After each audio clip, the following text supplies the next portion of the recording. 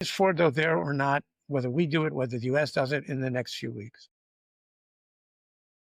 Can we even do it, by the way? Why? It has to do with just like general, like international laws around the power of certain types of weapons that just simply couldn't, like they're not allowed to be in possession by other countries or something. I mean, look, it's a huge 6 kilometer square complex, and it's this mountain. And only the US would build a special, it's not a bunker buster, it's a mountain buster. Most people don't think that Israel can cause more than minimal damage to Fordo. So that's one big question mark. Will the regime, this won't be in the next couple of weeks, will it be destabilized or not?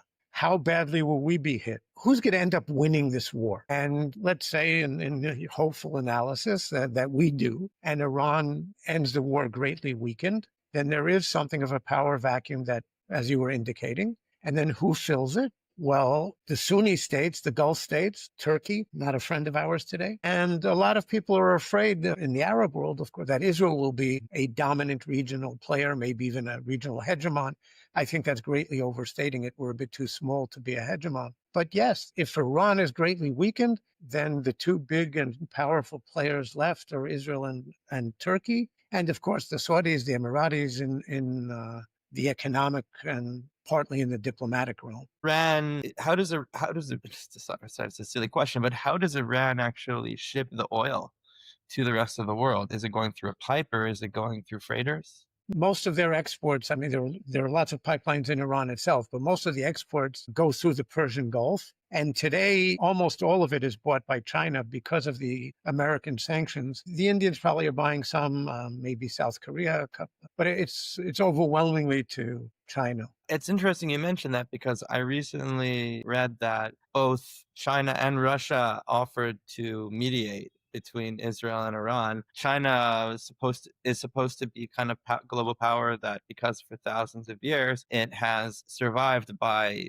kind of recluding itself from the rest of the world's involvement in these kinds of military campaigns. On the other hand, we can see that China is, like you said, it's the one that's buying all the oil from Iran. And we saw that an Iran oil field was hit, and that may actually lead to some kind of strain on China. For China, as one example, to get involved and try to mediate between Israel and Iran, what would the possible interests that they hold be, and how or why would they want to get involved for their own reasons? Well, I think you said why they would want for their own reasons, because they want to ensure that the oil flows. Okay.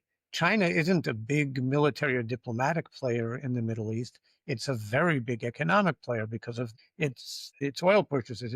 I said it buys most of Iran's oil. It buys a very large part of the Saudis and I presume some of the others' oil. So they're a big economic player here.